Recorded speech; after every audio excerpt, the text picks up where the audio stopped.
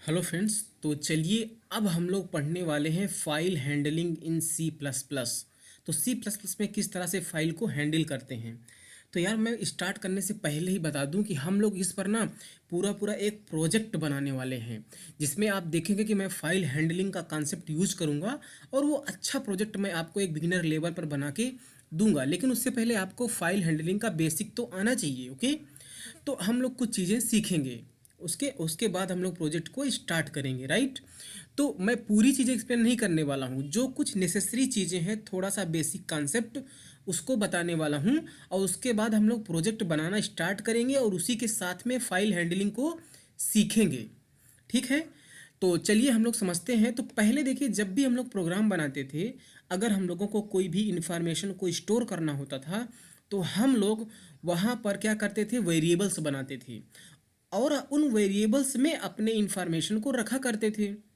लेकिन उन वेरिएबल्स में डेटा कब तक रहता है, जब तक हमारा प्रोग्राम एग्जीक्यूट होता है। जैसे ही हमारे प्रोग्राम का एग्जीक्यूशन ख़त्म हो जाता है तो जो डेटा आपने वेरिएबल्स में रखा था वो डेटा डिस्ट्रॉय हो जाता है।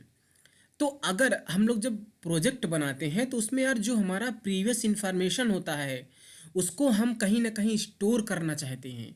तो इसीलिए देखिए, वो डेटा जो हमने स्टोर किया है वो परमानेंटली बना रहे, है ना, ताकि जब मैं दोबारा से अपने प्रोग्राम को रन करूं, अपने सॉफ्टवेयर को, तो जो प्रीवियस डेटा है हमें सारा का सारा मिल जाए। और जो भी प्रोजेक्ट बनते हैं, अच्छे प्रोजेक्ट, वो फाइल हैंडलिंग कॉन्सेप्ट पर ही बनते हैं, है ना। तो फाइल हैंडलिंग का कॉन्सेप्ट आपको आना चाहिए। तो चलिए उसको समझते हैं हम लोग। तो देखिए, हम लोगों को बहुत ज़्यादा इसमें दिमाग नहीं लगाना है। हमारे पास फाइल को हैंडल करने के लिए कुछ क्लासें दी गई हैं, प्री डिफाइंड क्लासें हैं, और उन क्लासों में कुछ फंक्शंस बने हुए हैं। तो सिंपली मुझे करना क्या पड़ेगा कि उन क्लास का यूज़ करके मुझे ऑब्जेक्ट बनाना पड़ेगा। जैसे हम पहले भी करते आए हैं, हम लोग जब अपनी क्लास बनाते थे तो अपनी क्लास का क्या करते थे, ऑब्जेक्ट बनाते थे। और हमने अपनी क्लास में जो जो फंक्शन को डिफाइन किया है उन फंक्शन को हम क्या करते थे, अपने ऑब्जेक्ट का यूज करके डॉट ऑपरेटर लगा करके उन फंक्शन को हम लोग कॉल कर लेते थे। तो अगर सोचो हमारे पास कोई पहले से प्री डिफाइंड क्लास हो तो कितना अमेजिंग है। सिर्फ और सिर्फ हम उस क्लास का नाम यूज करके ऑब्जेक्ट बना लेंगे और उस क्लास के अंदर जितने भी फंक्शन होंगे उन फंक्शन को हम लोग डॉट लगा करके ऑब्जेक्ट के साथ में कॉल कर लेंगे और हमारा काम हो जाएगा। तो यहाँ पर सब कुछ प्री डिफाइंड है, आपको बहुत ज़्यादा दिमाग नहीं लगाना है ना। लेकिन कौन सी चीज़ें प्री डिफाइंड हैं, हमें किस क्लास का ऑब्जेक्ट बनाना चाहिए, जब हम डेटा को अपनी फाइल में राइट करना चाहते हैं, या जब हम डेटा अपनी फाइल से डेटा को रीड करना चाहते हैं तो किस क्लास का ऑब्जेक्ट बनाना चाहिए। तो वही सारी चीज़ें हमें यहाँ पर सीखना है और ये बहुत ही सिंपल है। तो चलिए समझते हैं। उससे पहले देखिए हम लोग समझते हैं कि देखिए क्या होता है कि जब भी हम कोई भी प्रोग्राम रन करते हैं तो प्रोग्राम्स का एग्जीक्यूशन कहाँ पर होता है, हमारे रैम में होता है ना। तो हम लोग क्या समझते हैं, चलिए पहले हायरार्की को समझते हैं। उस तो हम उस क्लास को आपको दिखा रहे हैं। तो देखिए, हमने यहाँ पर पूरा बहुत अच्छी तरह से डायग्राम बना के दिखाया हुआ है। तो इसमें से हम हर एक क्लास को नहीं यूज़ करेंगे, हम दो तीन क्लास को यूज़ करेंगे, उसमें उसको यूज़ करके हम लोग अपने फाइल को हैंडल कर सकते हैं। तो अगर हम बात करें तो ये iOS क्लास है, ये पेरेंट क्लास है सबकी, है ना। आपने इनहेरिटेंस का कॉन्सेप्ट सीखा है, मैं पढ़ा चुका हूँ। और इस iOS क्लास की दो चाइल्ड क्लासें हैं, is I stream and ostream. अब ये आई स्ट्रीम ओ स्ट्रीम आपने सुन रखा है ना। और इस आई स्ट्रीम की दो और चाइल्ड क्लासें हैं, is I stream with a sign and if stream, है ना। इसी तरह से ओ स्ट्रीम क्लास की दो प्री डिफाइंड क्लासें हैं, ofstream and O stream with a sign. और इन दोनों की, जो आई स्ट्रीम है ओ स्ट्रीम है, इन दोनों की एक चाइल्ड क्लास है आईओ स्ट्रीम। यानी कि आईओ स्ट्रीम ने आई स्ट्रीम को भी इनहेरिट किया है और ओ स्ट्रीम को भी इनहेरिट किया है। तो जो ये आईओ स्ट्रीम है इसकी भी एक चाइल्ड क्लास है एफ स्ट्रीम, है ना। तो अब आप जैसे अगर आपने हमने हमारे पुराने वीडियोस देखे हैं, स्पेशली अगर आपने ऑपरेटर ओवरलोडिंग देखी है, तो वहाँ पर हमने आपको बताया था कि जो सी इन है, सी इन भी तो ऑब्जेक्ट है। हमने आपको क्या बताया था कि जो ये सी इन है वो आई स्ट्रीम क्लास का ऑब्जेक्ट है। लेकिन टू बी मोर स्पेसिफिक, ये जो सी इन है आई स्ट्रीम क्लास का नहीं बल्कि आई स्ट्रीम विथ असाइन क्लास का ऑब्जेक्ट है ना। जैसे अगर हमें कोई डेटा को रीड करना होता है तो हम लोग सी इन का यूज करते थे, ये एक प्री डिफाइंड ऑब्जेक्ट है, तो इसकी कोई ना कोई क्लास होगी, तो इसकी क्लास कौन है, I stream with a sign. इसी तरह से हम लोग यूज करते थे सी आउट, तो जो सी आउट है वो इस वाली क्लास का ऑब्जेक्ट है, O stream with a sign, है ना। पहले हमने आपको बताया था कि जो सी इन है वो आई स्ट्रीम, जो सी आउट है वो ओ स्ट्रीम क्लास का ऑब्जेक्ट है, लेकिन मोर स्पेसिफिकली आप ऐसे बोलिए कि वो O stream with a sign, I stream with a sign class के ऑब्जेक्ट हैं। अब आपने ये भी देखा था कि जो हम लोग सी इन यूज़ करते थे उसके साथ में हम लोग एक्सट्रैक्शन ऑपरेटर को यूज़ करते थे। तो वो जो एक्सट्रैक्शन ऑपरेटर होता है वो आई स्ट्रीम क्लास में बना है। तो क्योंकि आई स्ट्रीम विथ असाइन क्लास ने इज आई स्ट्रीम को इनहेरिट कर लिया है, तो इसमें जो भी मेंबर फंक्शन हैं उनको हम इस वाली क्लास के ऑब्जेक्ट का यूज़ करके डॉट ऑपरेटर लगा के एक्सेस कर सकते हैं, है ना। इनहेरिटेंस में हम लोगों ने ये चीज़ें सीखी थी। उसी तरह से जो हमारे पास इंसर्शन ऑपरेटर है जो हम लोग सी आउट के साथ में यूज़ करते थे, उसकी डेफिनेशन कहाँ है, उसकी ओवरलोडिंग कहाँ है, ओ स्ट्रीम क्लास में है। तो क्योंकि ओ स्ट्रीम क्लास को O stream with sign class ने इनहेरिट किया है, तो हम O stream with sign class का ऑब्जेक्ट सी आउट का यूज़ करके इसके मेंबर फंक्शन, इसको इस ऑपरेटर को एक्सेस कर सकते हैं, है ना। इतना आपको समझ में आया। चलिए थोड़ा सा हम लोग और आगे बढ़ते हैं। तो हम लोग क्या करते थे कि सी आउट का यूज करके हम लोग कंसोल पे कुछ डेटा को प्रिंट करते थे। आप इस बात को थोड़ा ध्यान से समझो। हम लोग क्या करते थे, जब भी हम लोग क्या करते थे सी आउट का यूज करके कुछ भी प्रिंट करते थे, तो हमारा वो रिकॉर्ड कहाँ पर प्रिंट होता है, कंसोल पे ही प्रिंट होता है ना। इसका मतलब जो सी आउट ऑब्जेक्ट है वो हमारे जो कंसोल है उससे अटैच्ड है, उससे कनेक्टेड है। इसीलिए जब हम लोग सी आउट का यूज़ करके कोई भी ऑपरेशन परफॉर्म करते हैं, देखिए जब भी हम कोई प्रोग्राम को रन करते थे, जैसे हम लोग यहाँ पर लिखते थे सी आउट, इस तरह से सी आउट, इस तरह से हेलो लिखते थे। ये हेलो कहाँ पर प्रिंट होता है, ये हेलो हमारे इस टर्मिनल पर प्रिंट होता है ना। अगर आप टर्बो यूज कर रहे हैं तो वहाँ पर आपको आउटपुट कंसोल में मिलता था, है ना। अगर आप डेव सी प्लस प्लस या कोड ब्लॉक्स यूज करते हैं तो आपको वहाँ पर आउटपुट कमांड प्रॉम्प्ट में मिलता था। तो वो कंसोल पे इसको बोलते हैं मिल रहा है। ये कंसोल पे हमें आउटपुट क्यों मिल रहा है, क्योंकि जो सी आउट ऑब्जेक्ट है वो हमारे कंसोल से कनेक्टेड है ना। इसी तरह से जब हम लोग सी इन का यूज करके इनपुट लेते हैं, हम लोग लिखते हैं सी इन एक्स इस तरह से, और मान लीजिए एक्स को हमने डिक्लेयर किया है इंट एक्स, तो जो डेटा हम लोग कीबोर्ड से इनपुट करते हैं वो डेटा एक्स में चला जाता है। इसका मतलब जो सी इन है वो हमारे कीबोर्ड से अटैच है, तभी तो कीबोर्ड से जो भी इनपुट हुआ वो एक्स में चला गया, है ना। तो ये चीज़ें तो हम लोग पहले ही करते आ रहे हैं। तो मैं ये समझाना चाह रहा हूँ आपको कि जब आप सी इन सी आउट ऑब्जेक्ट का यूज करते हैं तो आप कीबोर्ड से डेटा को रीड करते हैं और कंसोल पे आउटपुट को प्रिंट करते हैं। ऐसा इसीलिए हो रहा है क्योंकि सी इन हमारी कीबोर्ड से अटैच है, जो सी आउट है वो भी हमारे कंसोल से अटैच है। इसलिए कीबोर्ड से डेटा को रीड करना और कंसोल पे डेटा को प्रिंट करने का काम हम लोग कर पा रहे हैं, है ना। लेकिन इस बार हमारा काम क्या है, हमारा काम है कि हम फाइल में डेटा को फाइल में डेटा को रखें, यानी कि फाइल में हम राइटिंग ऑपरेशन परफॉर्म करें या फाइल से हम लोग डेटा को रीड करें, है ना। तो उसके लिए हम लोगों को क्लास मिली है if stream end of stream. तो ऑफ स्ट्रीम क्लास का जब हम लोग ऑब्जेक्ट बनाएंगे, देखिए आउट सी आउट क्या काम करता था, डेटा को राइट करता है। उसी तरह से जब हम लोग ऑफ स्ट्रीम क्लास का ऑब्जेक्ट बनाएंगे तो हम लोग फाइल में डेटा को रीड कर पाएंगे। समझ बात आ रही है। देखिए जो ओ स्ट्रीम क्लास है ये राइट परफॉर्म करने के लिए बनी है, राइट ऑपरेशन। तो जिस तरह से सी आउट का यूज करके हम लोग कंसोल पे राइट करते थे, तो अगर मैं ऑफ स्ट्रीम क्लास का ऑब्जेक्ट बनाऊं तो हम फाइल में डेटा को राइट कर पाएंगे। अच्छा आप एक बात बताइए, अभी हमने बोला था जब हम लोग सी आउट यूज करते हैं तो वो रिकॉर्ड को प्रिंट करता है कंसोल पर, इसका मतलब कि सी आउट हमारी कंसोल से कनेक्टेड है। तो जब हम लोग ऑफ स्ट्रीम क्लास का ऑब्जेक्ट बनाएंगे तो वो ऑब्जेक्ट ऑटोमेटिकली फाइल से कनेक्ट नहीं होगा, है ना। हो सकता है हमारी प्रोग्राम में हमारे फोल्डर में कई सारी फाइल हों, तो कौन सी वाली फाइल में हमें डेटा को राइट करना है ये तो हमें बताना पड़ेगा ना। यानी कि इस क्लास का जब मैं ऑब्जेक्ट बनाऊंगा तो इस क्लास के ऑब्जेक्ट को जिस भी फाइल के साथ में मैं अटैच करूंगा उसी फाइल में डेटा को राइट करेगा इस क्लास का ऑब्जेक्ट, है ना। तो आपको समझ में आया कि अगर हमें डेटा को राइट करना है तो ऑफ स्ट्रीम क्लास का मुझे ऑब्जेक्ट बनाना पड़ेगा, ठीक है। अब अगर हमें डेटा को रीड करना है तो मुझे मिला है इफ स्ट्रीम क्लास, है ना। तो अगर मैं इफ स्ट्रीम क्लास का ऑब्जेक्ट बनाऊं तो मैं फाइल से डेटा को रीड कर सकता हूं। एंड अगेन अगर हमारे पास कई सारी फाइल हैं, है ना, तो हमें तो ये तो बताना पड़ेगा ना कि कौन सी वाली फाइल से डेटा को रीड करना है। तो जो मैं इसका ऑब्जेक्ट बनाऊंगा उस ऑब्जेक्ट को एक पर्टिकुलर फाइल के साथ में कनेक्ट करना पड़ेगा, अटैच करना पड़ेगा, एसोसिएट करना पड़ेगा, तो उस पर्टिकुलर फाइल का डेटा हम लोग रीड कर पाएंगे, है ना। समझ में आपको आ रहा है।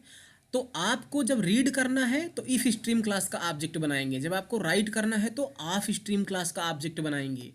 नहीं तो आप यहाँ पर और देखिए, एक हमारे पास आईओ स्ट्रीम क्लास है, इसने आई स्ट्रीम और ओ स्ट्रीम दोनों क्लास को इनहेरिट किया है। तो इसके अंदर कैपेबिलिटी है राइट और रीड दोनों ऑपरेशन को परफॉर्म करने की, और इसकी एक चाइल्ड क्लास है एफ स्ट्रीम। तो अगर हम लोग इस एफ स्ट्रीम क्लास का ऑब्जेक्ट बना लें तो हम उस फाइल में राइटिंग और रीडिंग दोनों परफॉर्म कर सकते हैं, है ना। तो हम लोग ये सारी चीज़ें देखने वाले हैं। फिलहाल हम लोग अभी ऑफ स्ट्रीम और इफ स्ट्रीम का यूज़ करेंगे, उसके बाद हम लोग एफ स्ट्रीम का भी यूज़ करके एग्जाम्पल को देखेंगे।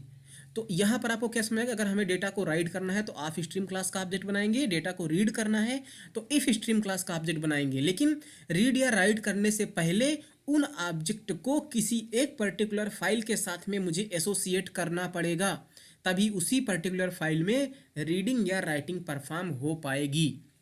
ओके, आपको समझ में आया? ठीक है, अगर ये समझ में आया तो हम लोग आगे बढ़ते हैं। अब यहाँ पर आप समझिए, तो जो भी फाइल हम लोग अपने सिस्टम में बनाते हैं, जैसे मान लीजिए ये हमारा फोल्डर है, ओके, मैं अपना कोई भी फोल्डर ओपन कर लेता हूँ। यहाँ पर मैं कोई फाइल बना दूँ तो ये फाइल कहाँ स्टोर होगी, हमारी हार्ड डिस्क में स्टोर होगी जाके ना। तो हमने यहाँ पर बनाया हार्ड डिस्क, तो मान लीजिए हमारे पास कोई फाइल है इस तरह से, है ना। तो अगर मुझे इस फाइल में डेटा को राइट करना है या रीड करना है तो मुझे ऑब्जेक्ट चाहिए ओ स्ट्रीम क्लास का, ऑफ स्ट्रीम क्लास का और इफ स्ट्रीम क्लास का। तो यहाँ पर हमने देखिए रैम में दिखाया है, मान लीजिए कि हमने यहाँ पर एक ऑब्जेक्ट बनाया है ऑफ स्ट्रीम क्लास का एफ आउट, और एक इफ स्ट्रीम क्लास का ऑब्जेक्ट बनाया है एफ इन। तो एफ आउट को हम लोग यूज़ करेंगे डेटा को क्या करने के लिए, राइट करने के लिए, और एफ इन ऑब्जेक्ट का यूज़ करेंगे हम लोग डेटा को रीड करने के लिए। तो ये जो फाइल है ये डिस्क में फाइल है हमारे, तो डिस्क में हम लोग डायरेक्टली डेटा को राइट नहीं कर सकते। तो हम लोगों को क्या करना पड़ेगा, ये जो एफ आउट ऑब्जेक्ट है, अब हम लोग डेटा को राइट करने की बात कर रहे हैं, तो हम लोग इस एफ आउट ऑब्जेक्ट को इस वाली फाइल के साथ में क्या करेंगे, एसोसिएट करेंगे। इसको हम लोग ओपन करेंगे इस ओपन फंक्शन का यूज़ करके, है ना।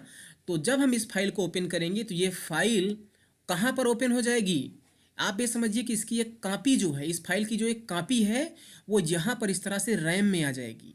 हम लोग फाइल में जब डेटा को रीड या राइट करेंगे तो उस फाइल की एक कॉपी रैम में आएगी, रैम से ही डेटा को हम लोग रीड या राइट करेंगे। यहाँ पर हम डिस्क में डायरेक्ट रीड या राइट ऑपरेशन परफॉर्म नहीं कर सकते। तो जब हम इस ओपन फंक्शन का यूज करेंगे एफ आउट या एफ इन ऑब्जेक्ट के साथ में, तो हमारी ये फाइल ओपन हो जाएगी। एंड ऑफ कोर्स हमें बताना पड़ेगा कौन सी वाली फाइल को ओपन करना है ना।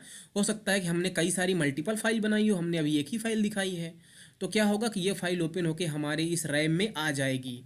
अब क्योंकि जब हमने एफ आउट का यूज़ करके इस फाइल को ओपन किया था तो ये वाली फाइल हमारे इस एफ आउट ऑब्जेक्ट से एसोसिएट हो जाएगी, और हमने एफ आउट क्लास का मतलब O stream of stream class का ऑब्जेक्ट बनाया एफ आउट का यूज़ करके हम इस फाइल में डेटा को राइट कर सकते हैं।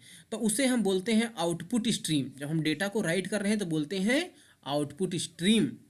उसी तरह से जब हमें क्या करना है, डेटा को रीड करना है, तो हम लोग क्या करेंगे, इस वाली फाइल को एफ इन जो इफ स्ट्रीम क्लास का ऑब्जेक्ट है उसके साथ में एसोसिएट करेंगे। यानी कि एफ इन ऑब्जेक्ट का यूज करके हम लोग ओपन फंक्शन को कॉल करेंगे और इस वाली फाइल का नाम बताएंगे। तो ये वाली फाइल ओपन होके रैम में आएगी, न केवल रैम में आएगी बल्कि और एफ इन ऑब्जेक्ट के साथ में एसोसिएट भी हो जाएगी।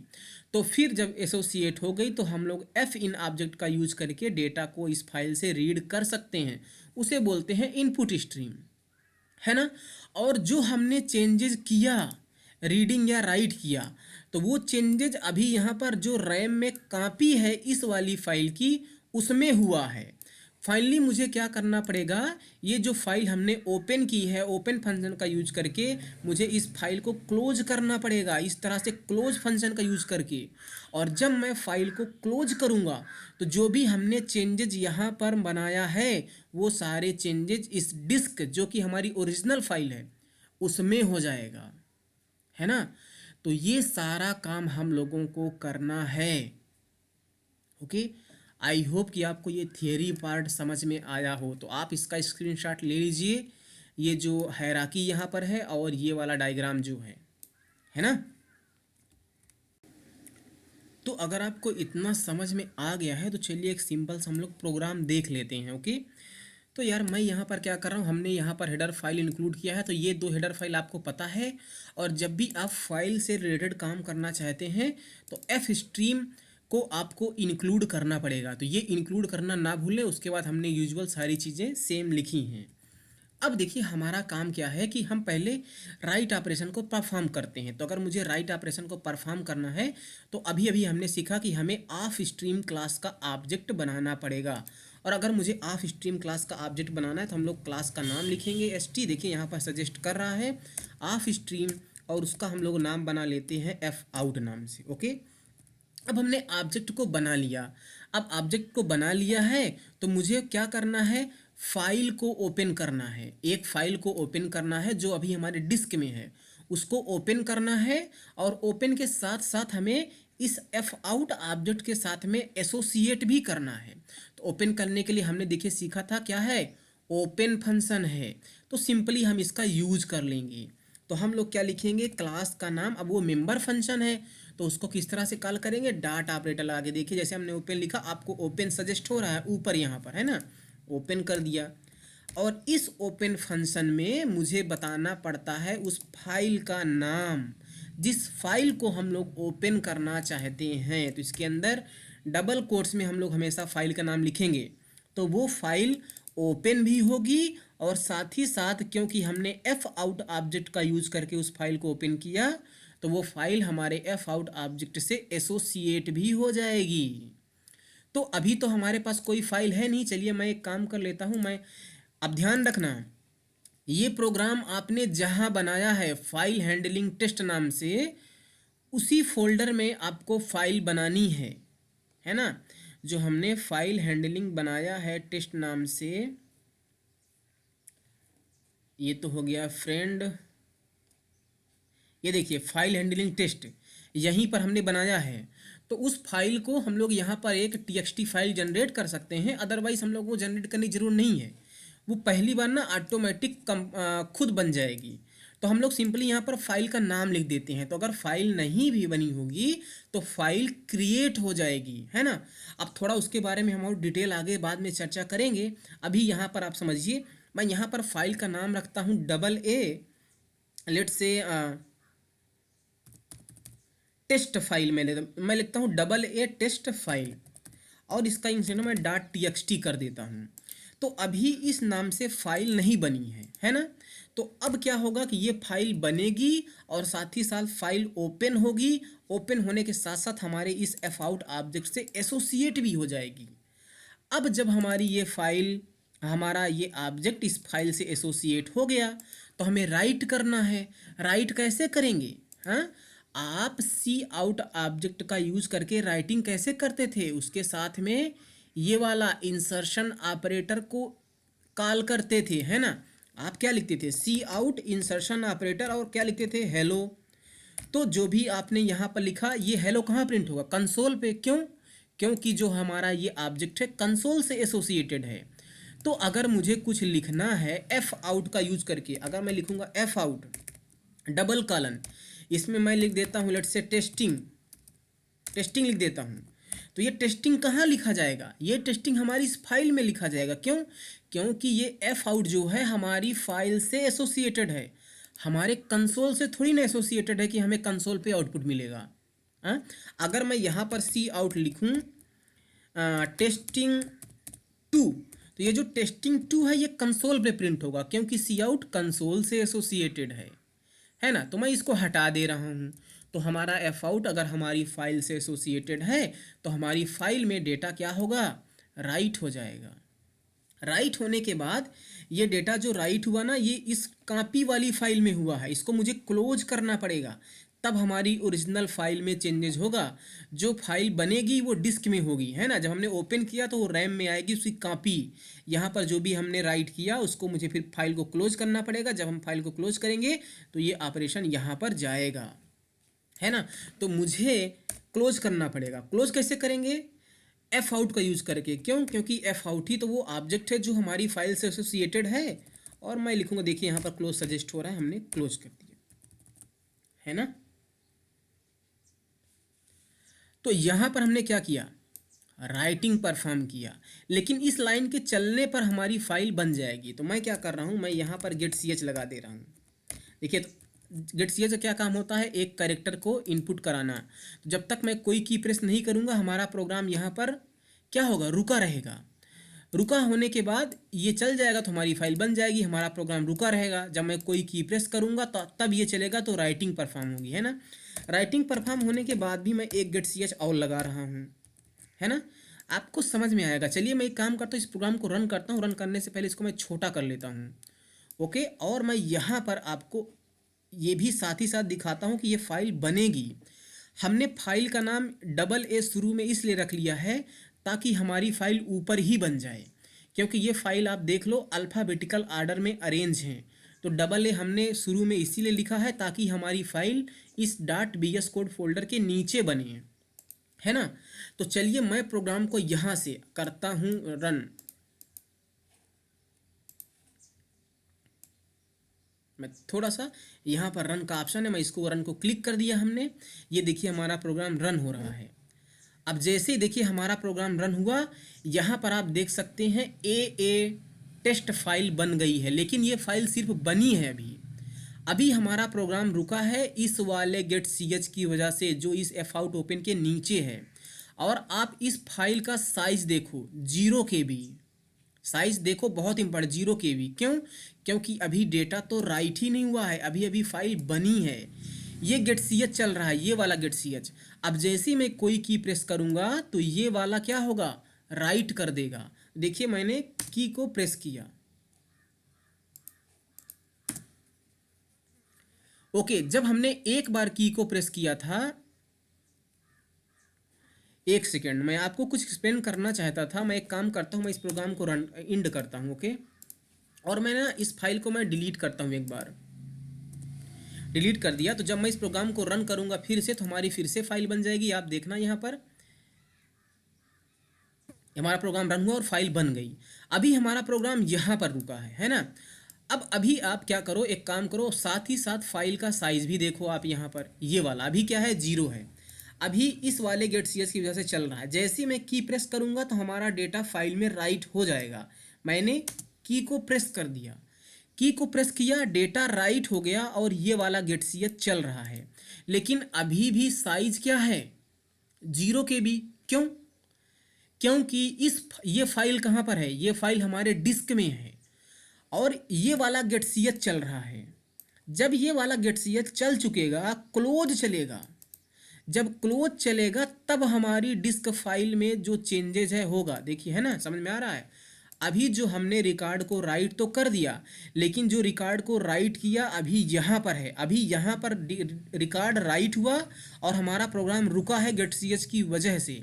तो अभी और हम लोगों की फाइल क्या है, ये है जो यहाँ पर ये वाली फाइल है। ये फाइल कौन सी है, ये फाइल हमारी डिस्क वाली फाइल ये है। तो अभी जब गेट सी एच चल रहा है तो डेटा इस फाइल में यहाँ पर रखा है। अब जैसे ही मैं की प्रेस करूँगा क्लोज चलेगा, क्लोज जब चलेगा तब जो यहाँ पर चेंजेज हुआ है वो डिस्क वाली फाइल में दिखाएगा, है ना। अब मैं क्या करता हूँ, मैं की को फिर से यहाँ पर प्रेस करता हूँ। आप लोग देखना, मैंने की को प्रेस कर दिया और यहाँ पर आप साइज देख लो, फाइल का चेंज हो गया।